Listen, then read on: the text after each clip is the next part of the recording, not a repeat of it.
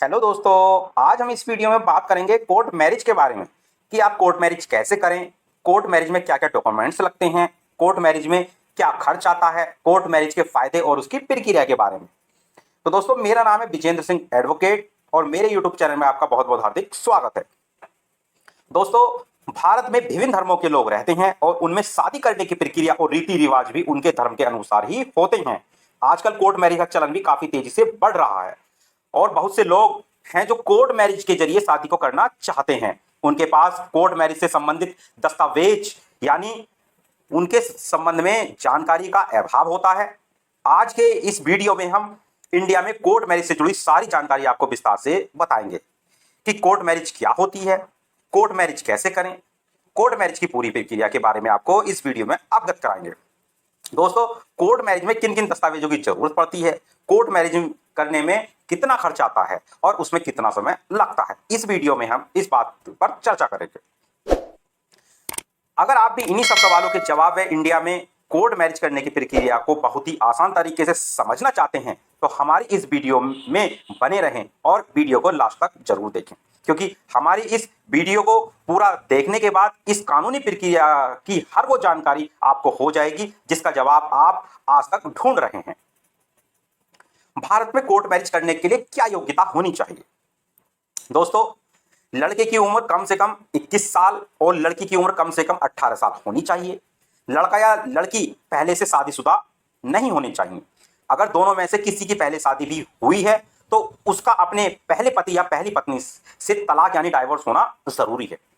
दोनों पक्षों को मानसिक रूप से स्वस्थ और विवाह के संबंधों को समझने में सक्षम होना चाहिए। कोर्ट मैरिज के लिए दोनों पक्षों की सहमति जरूरी है। कोर्ट मैरिज के लिए जरूरी दस्तावेज।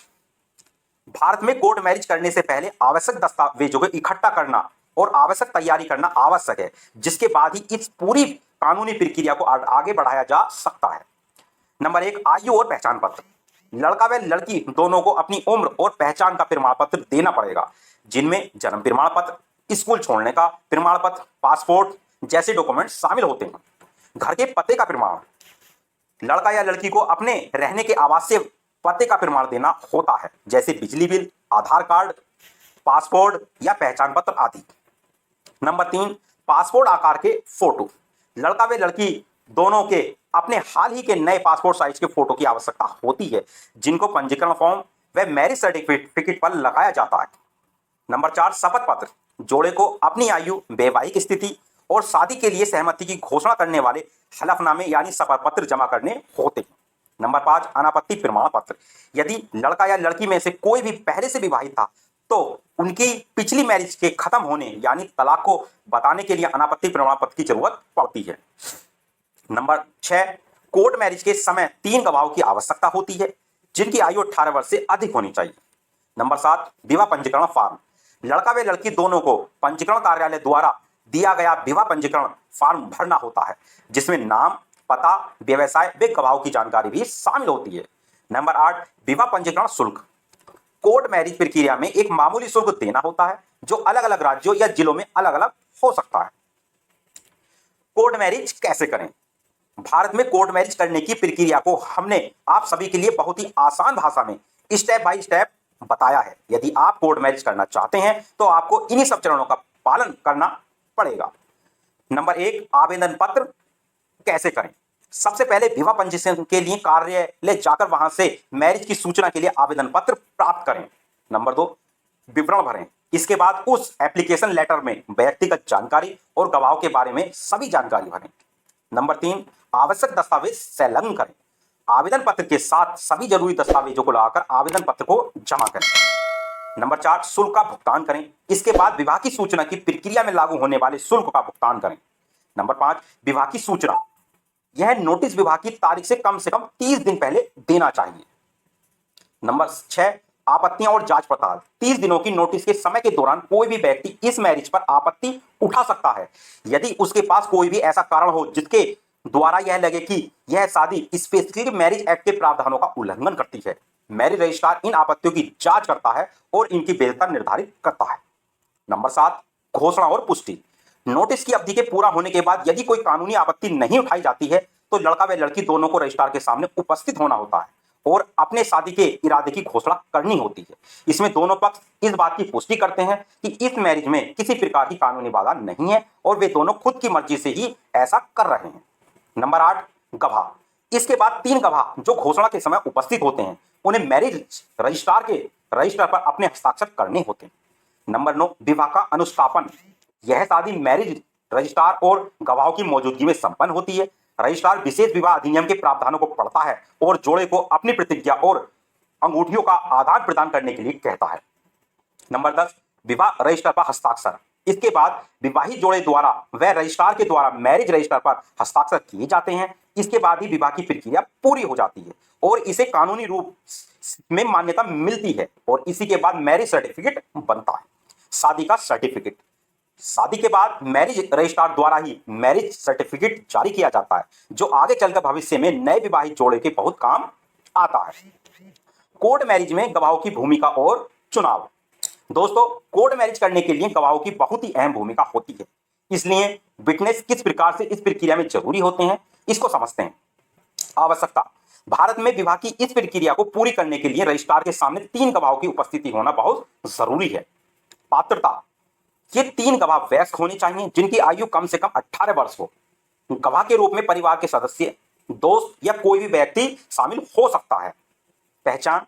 गवाह को इस प्रक्रिया के द्वारा अपनी पहचान साबित करने के लिए अपने पहचान पत्र साथ लेकर जाना चाहिए, जैसे आधार कार्ड, ड्राइविंग लाइसेंस, पासपोर्ट आदि। विवाह रजिस्टर पर हस्ताक्षर करना। मैरिज के दौरान गवाहों को रजिस्ट्रार के सामने रजिस्टर पर हस्ताक्षर करने होते हैं, जो शादी को मान्यता देने व एक प्रमाण के रूप में अहम भूमिका अदा करते हैं। कानूनी दायित्व। इस प्रक्रिया में अपनी कानूनी पुष्टि गवाह प्रदान करते हैं कि लड़का व लड़की दोनों ने बिना किसी दबाव के खुद की इच्छा से शादी की है। हमारे द्वारा बताई गई इन सभी बातों के द्वारा आप सभी को यह पता चल गया होगा कि इस कोर्ट मैरिज में विटनेस यानी गवाह कितने महत्वपूर्ण होते हैं। इसलिए अपने शादी के समय भरोसेमंद गवाहों को ही चुने व उन्हें कोर्ट के द्वारा दी गई तारीख को समय पर पहुंचने के लिए कहें। कोर्ट मैरिज के बाद मैरिज सर्टिफिकेट क्यों जरूरी होता है? भारत में कोर्ट मैरिज प्रक्रिया में मैरिज सर्टिफिकेट प्राप्त करना एक महत्वपूर्ण कदम है। इसलिए हमारे द्वारा यहाँ कुछ कारण बताए गए हैं कि शादी का प्रमाण पत्र क्यों महत्वपूर्ण है।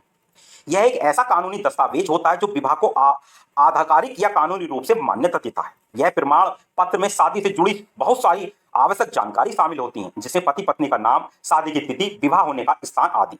शादी से जुड़े विभिन्न लीगल राइट्स और फायदे का लाभ उठाने के लिए इस सर्टिफिकेट की आवश्यकता होती है, जिनमें विरासत की संपत्ति का अधिकार, वीजा लगवाने में अन्य कानूनी लाभ मिलते हैं।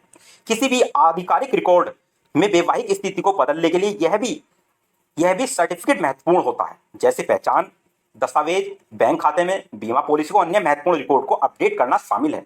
किसी भी कानूनी विवाद या कार्यवाही के मामलों में यह सर्टिफिकेट आपके पति व पत्नी के लिए बहुत ही उपयोगी साबित हो सकता है। इसके अलावा भी बहुत से ऐसी बातें होती हैं जिनमें मैरिज सर्टिफिकेट बहुत काम आता है। इसलिए कोर्ट मैरिज करने के बाद अपने विवाह प्रमाण पत्र को संभालकर सुरक्षित जगह पर रखें व इसके साथ ही भविष्य में उपयोग के लिए इस सर्टिफिकेट की अलग से कुछ फोटोकॉपी निकलवाकर अपने पास रखें। कोर्ट मैरिज करने के फायदे और नुकसान।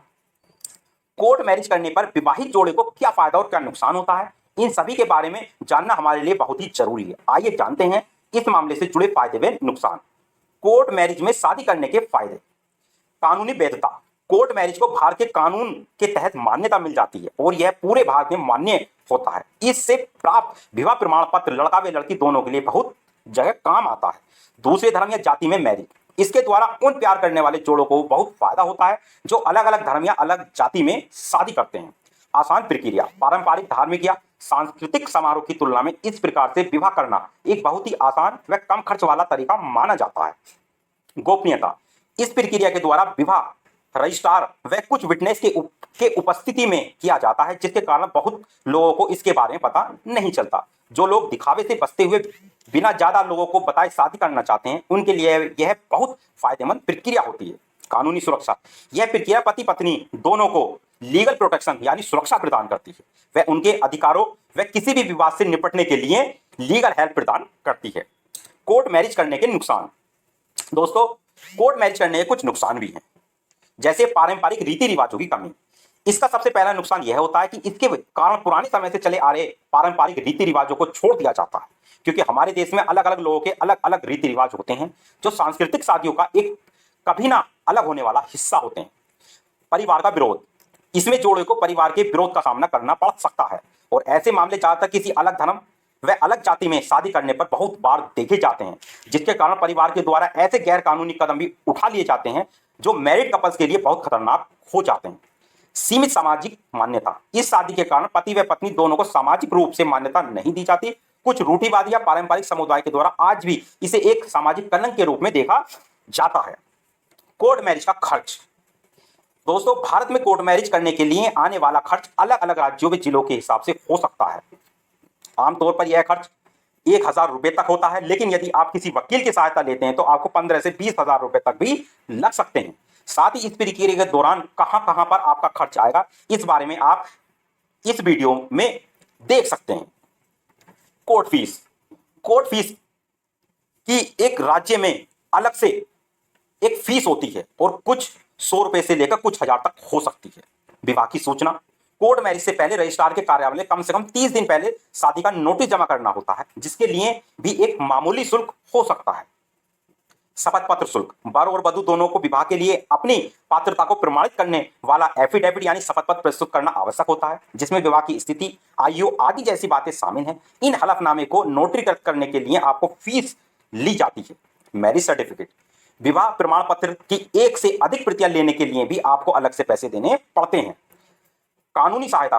कुछ जोड़े शादी की इस प्रक्रिया के लिए किसी वकील की सहायता लेते हैं तो आपको उनकी फीस भी देनी पड़ती है, जो कि वकील के अनुसार तय की जाती है। अगर आप इस शादी में आने वाले खर्च की सटीक जानकारी चाहते हैं तो आप अपने क्षेत्र के किसी भी लॉयर या एडवोकेट से बात करके या मैरिज रजिस्ट्रार ऑफिस में जाकर पता कर सकते हैं। कोर्ट मैरिज में एक वकील की भूमिका क्या होती है? दोस्तों, वकील इस प्रक्रिया में लड़का व लड़की दोनों के लिए कानूनी सलाह और मार्गदर्शन का काम करते हैं।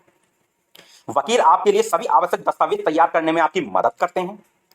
वकील शादी की प्रक्रिया की कार्यवाही के दौरान गवाह के रूप में भी कार्य कर सकते हैं। वे आपको कानूनी प्रतिनिधित्व प्रदान करते हैं और इस प्रक्रिया में उत्पन्न होने वाली किसी भी समस्या का समाधान करते हैं।